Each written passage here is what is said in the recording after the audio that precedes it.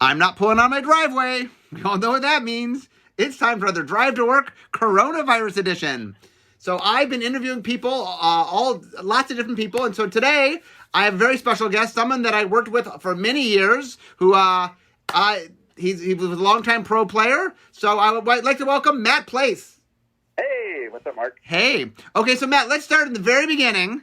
How exactly did you first learn about Magic? First learned about Magic, my little brother, Dan Burdick, who you worked with at Wizards as well, he called me from the comic book store. We were big into comics as kids, and he called me and said, there's a card game here that's Dungeons & Dragons with cards. And I didn't understand what that meant, but I knew I had to play this game. I didn't have a car, so I couldn't get to the comic book store that day. Eventually, my dad drives us there. We buy some cards. It was awesome getting into the game. We basically dove head first, went crazy for the game right away. How old were you when this was? Yeah, I think we were. I had just graduated high school, so 17, and Dan was either 14, 13, somewhere around there. And what set was it?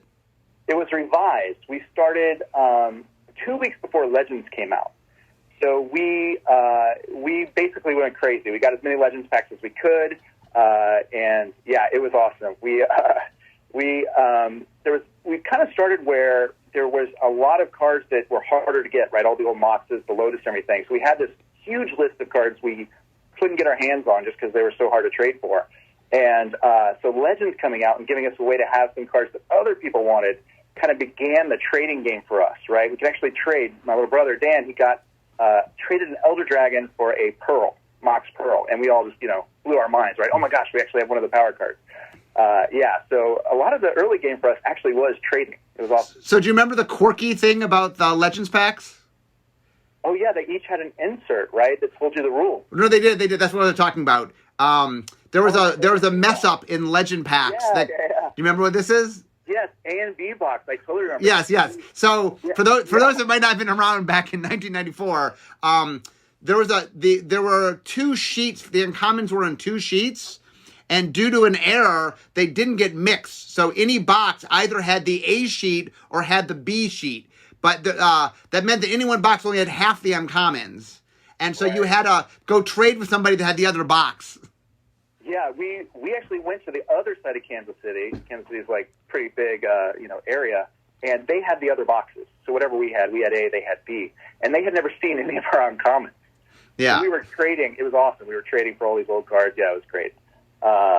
What a crazy mix-up, right? Because you didn't have rarity back then, so a lot of people thought that those uncommons they'd never seen were like ultra rare, right? Yeah. They just never seen them.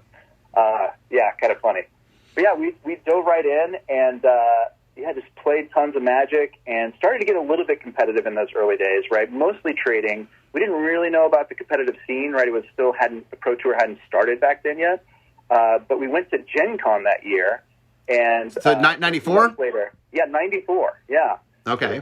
Zach Dolan's Gen Con, right? Yeah, I was there too. So we were both at Gen Con. Yeah, I probably, saw you there, and I just didn't know who you were at the time because we didn't meet till later, right? Yeah, that's right. Right. But yeah, I remember standing behind Zach Dolan. I'm just like, this guy. Did you play? Did you play in 94 Worlds? I did. I made top 64. Oh, yeah. I didn't make. I had this little weenie deck that was I thought a very good deck, but I ran into two decks that were just like.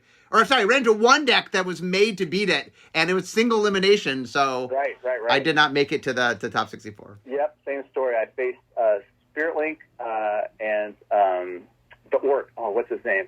That shoots Orcish Catapult. Yeah. That shoots with Spirit Link, killed my weenie deck as well. But I remember standing behind Zach Dolan and just being like, this guy's the coolest guy in the world. he's going to win a ton of money and a ton of boxes. It was very cool.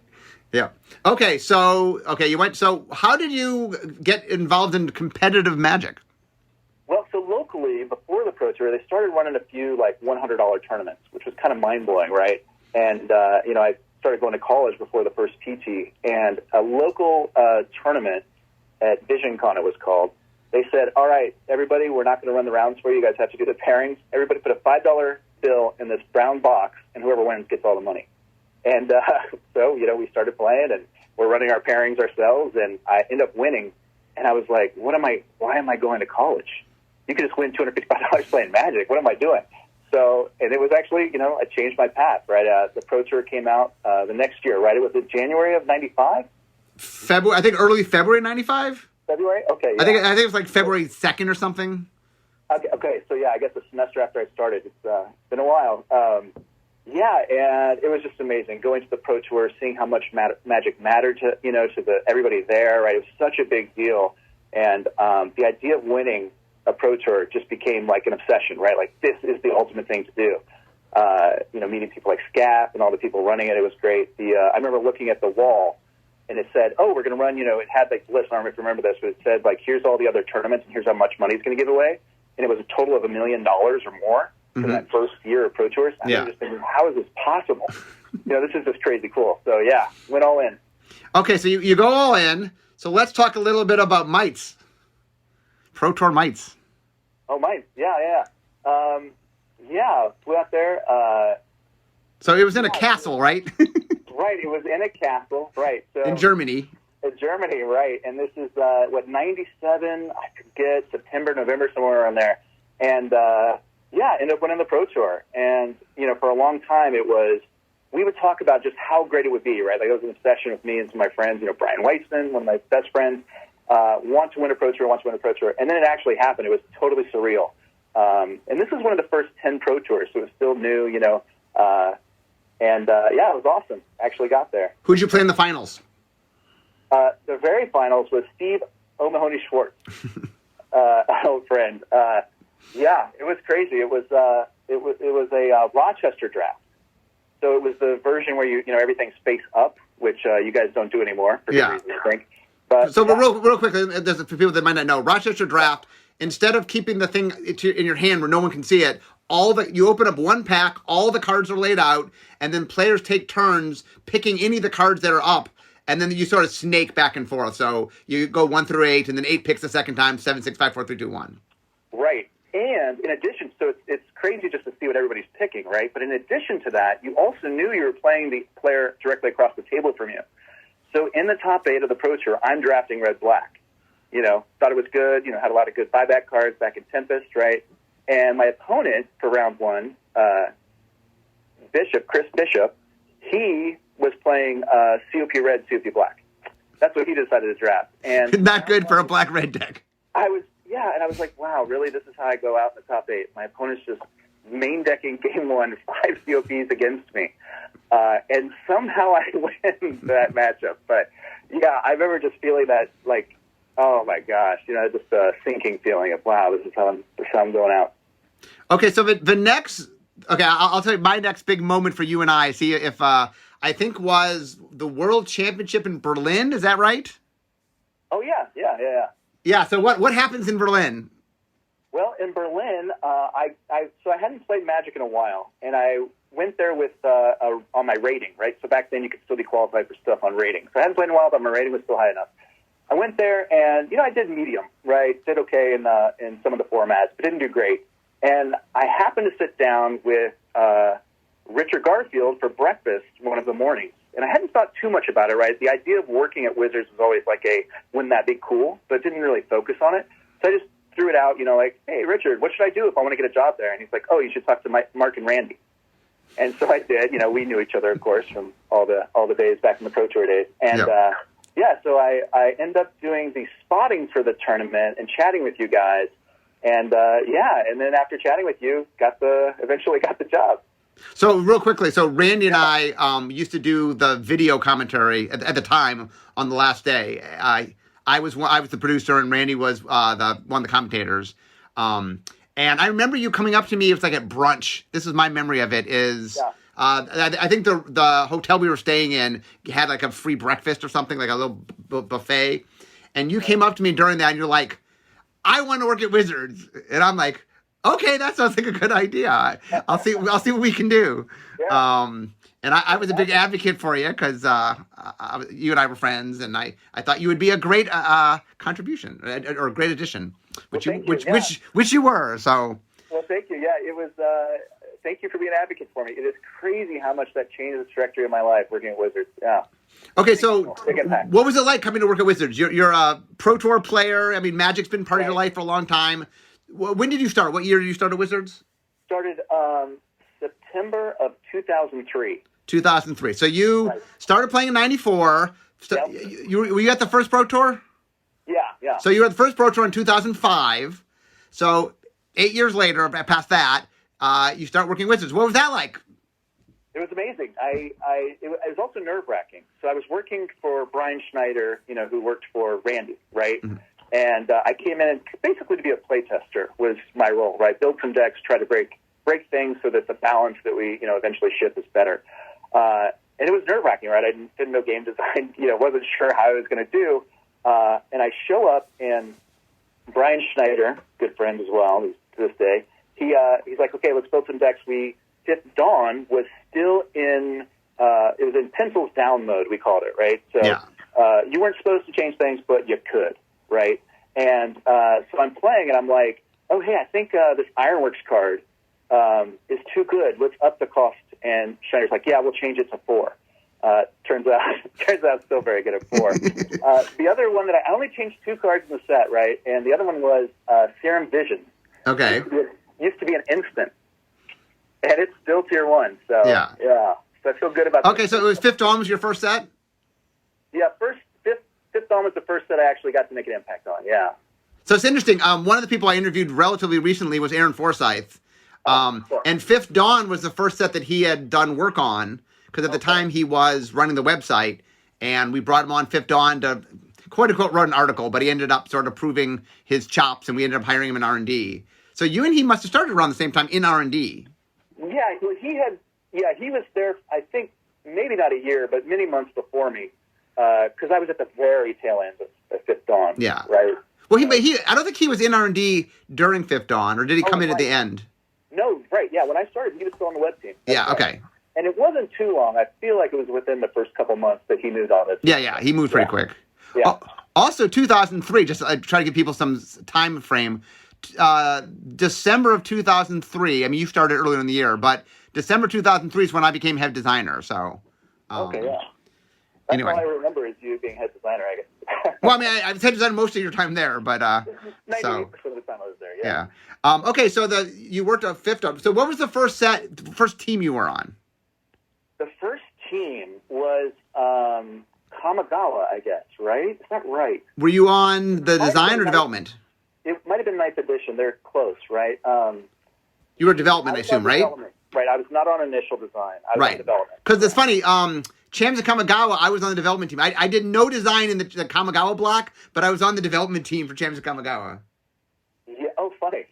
So we were on the team together. Yeah, that might have been our first team together. Yeah, I got to be on a lot of. You did development teams, at least once a year? And back in the day. Well, way back in the day, I did a lot of development teams. But around the time you were there, I'd maybe do one a year. Yeah. I do a bunch of designs, but I wasn't at that point. Once I became head designer, I did a little less development, but the funny thing is, Chams and Kamigawa, both like Splice was mine, and that wasn't introduced until development. Oh, okay. And flip cards didn't happen in development because Richard had an idea. He and I had been talking about something, and he had an idea, and I expanded upon it. And so I did some design for the set, but all of it was done in development. None of it was done in design. Right. And so I remember that before it went into development, it was one of the craziest that I experienced, just like the turmoil with the main set, right, during the initial design. Yeah, it went through a lot of changes. And different leads on it. Yeah, it was crazy. But, yeah. Okay, so you were on 9th edition. You were on Chams and Kamigawa. What was the first design team you were on? You remember that? Oh, first design team was a while. It wasn't the first few years. What was the first design team? I was on Zendikar. Okay, was Zendikar your first design? Technically, it was 10th edition, I guess. Okay. That doesn't really count, right? Look, core sets at the time didn't have new cards. Right. It wasn't until Magic 2010 that it had new cards. So, being on a core team in the early days, design-wise, was not, you were picking where cards went in, but... Yeah, I was actually the lead for the initial, which was basically just, hey, architect this, right? Yeah. Pick the group of cards. I was also doing a lot of the beginner products back then, so, kind of tying that together and then trying to make the draft possible and fun, too. But not like a real initial design. Yeah, so Zendikar definitely. So what do you remember of Zendikar design? I ran the team, obviously, but what do you remember of Zendikar design? Zendikar design was one of my favorite experiences there. I know for years you had been talking about making lands matter, right? That had been a plan that you'd had, for however long. You could tell me. But I know you've been mentioning it for years. And I like to tease you, right? Because you would say, we're going to make a set where lands matter. I'm like, finally, lands are going to matter in Magic the Gathering. But, the set was awesome, right? We had a pretty clear direction from the beginning. Maybe you remember it differently. Adventure World, right? And, it didn't start Adventure World. Oh, where did it start? It started with lands. Lands are going to matter, and then we spent a couple months figuring out how to make lands matter. And then once we solved that, then Doug had the idea of making Adventure World, but it didn't start Adventure World. Okay. I used to call it Lands-a-Palooza for a while. Right. Yeah, the design on the set was awesome. We had I think good camaraderie. Graham Hopkins was on the set as well. I remember. Doug Beyer was on the team. Graham was on the team. Who's the fifth person? I remember the terrible version of Lands Matter we had at the beginning was discard lands to do stuff. Turns out just playing them is a lot more fun. Oh, yeah, we had a mechanic where, don't play a land this turn, you get to do something. Right. And then you had no land, and it was not fun. We did the opposite of fun, and then we audibled into... Right. Well, the funny thing is we did that, and then we said, what if we did the absolute opposite of this? Yeah. Turns out way better. Yeah. It was a good set. Yeah. So what is your contribution to Zendikar? What's the thing you remember sort of here's the thing I was proud to solve in Zendikar? Well, at the same time, it was basically Zendikar was our first set. Alara, we kind of retroed this in, but you and I worked together on something that was basically where should we write a new complexity, right? How do we do complexity in a way that we keep all the depth without making cards that are, Ice Cauldron, right? Ice Cauldron being an example of I don't remember exactly what it does. I read it twice. I still don't know what it does type of card, right? Well, real quickly for the audience, Matt is talking about New World Order. Matt and I were the creators of New World Order. So let's back up a little bit because Zendikar is Pat. So this is important. Let's back up. So do you remember the impetus that led to New World Order? Yes. Aaron actually talked about this in his interview. Yeah. Do you remember what it was? It was Lorwyn. But what is your answer? Well, the employee pre-release from Morningtide. Oh yes. Where everybody played a game and left because I can't handle it. Because what we had done, this was all my doing, by the way. Lorwyn had race tribal, and then Morningtide had class tribal. Oh my gosh, yeah. I thought it was a good idea, but it was a little overwhelming from a mental standpoint.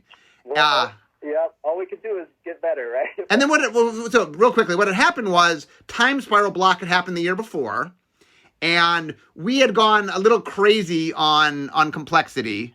My joke was that Future Sight had almost as many mechanics in it as existed in Magic before it.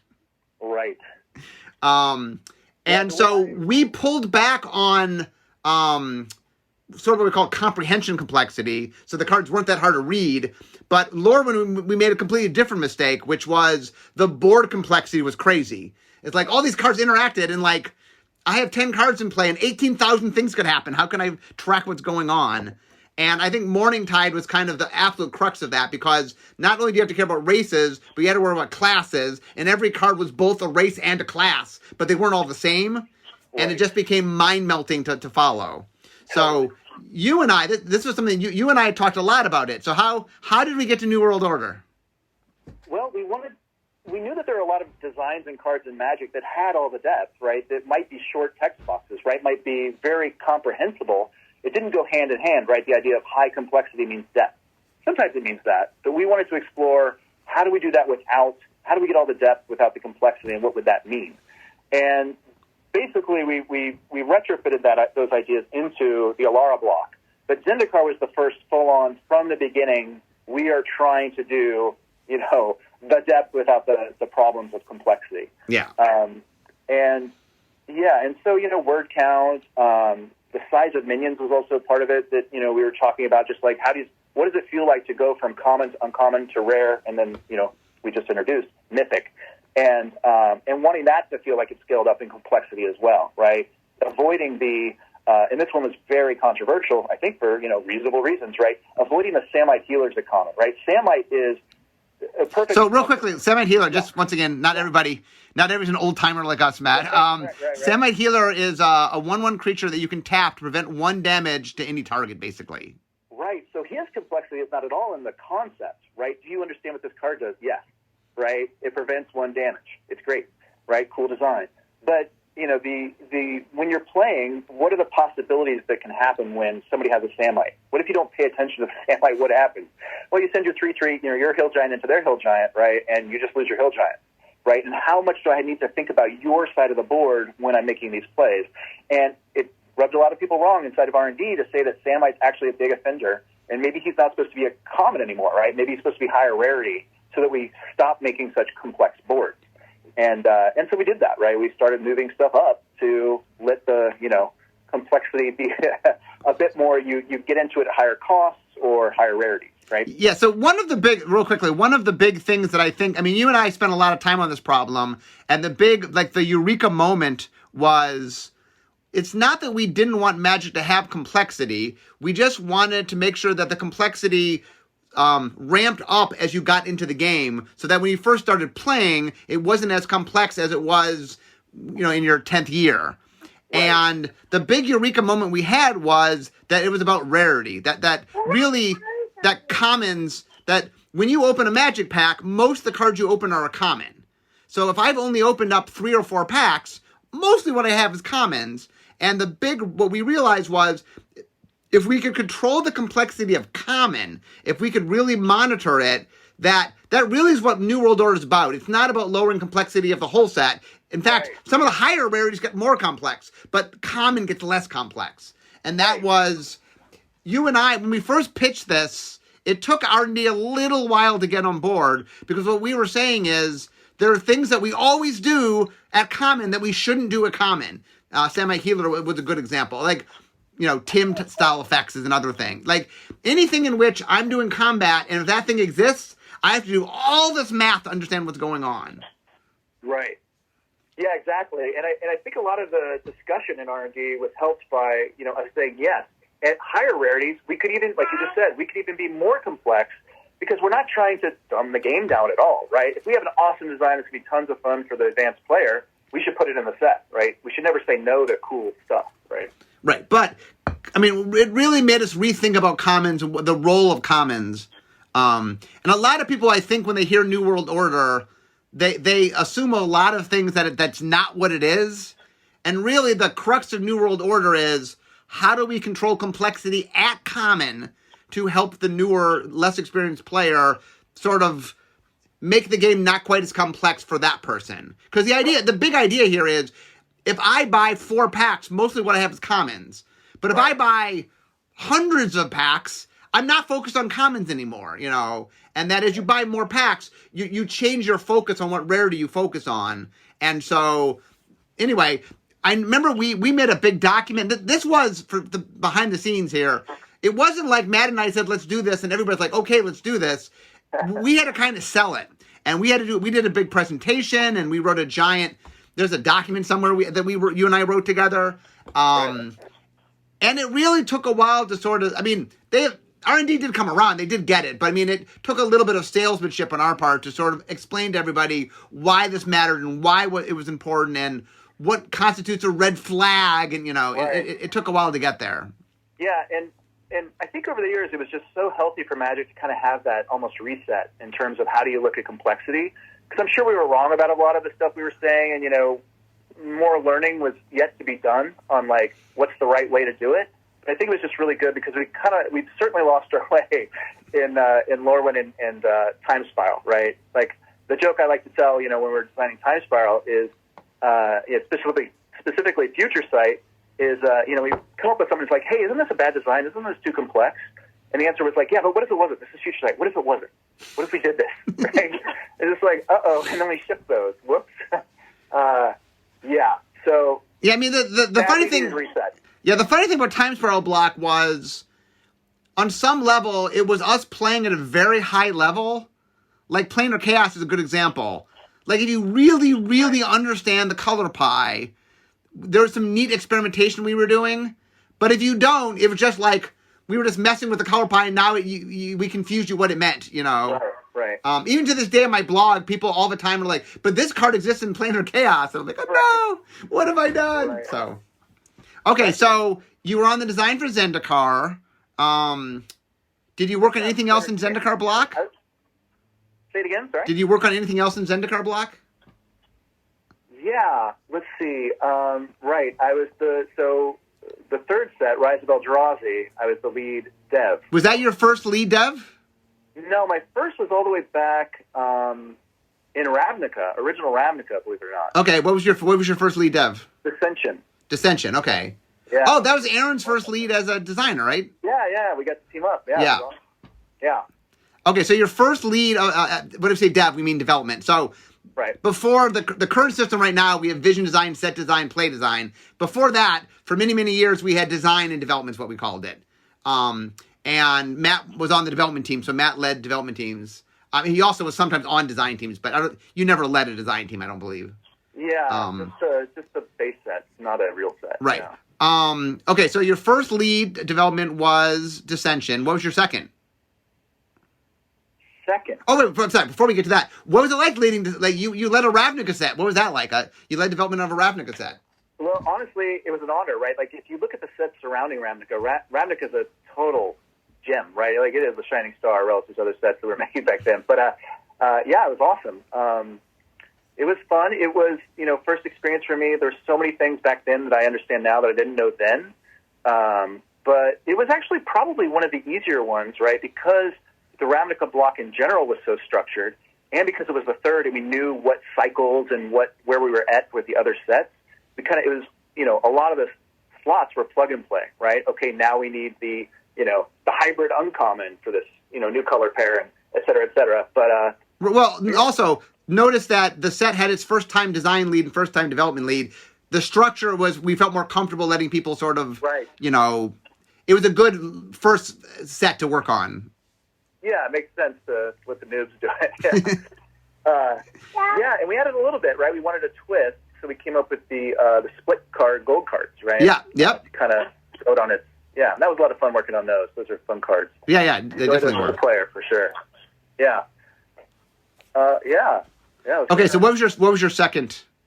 By the way, it was crazy too. Like hearing from Dan just how R&D works these days, which I don't totally understand anymore. But just the size, right? Like, is it like how many times bigger is R&D now? It is infinitely bigger. So Studio X, we reconfigured how we Studio X, which is the tabletop Magic group. Now, given it involves printers and graphic designers, and so it's more than just old school R&D.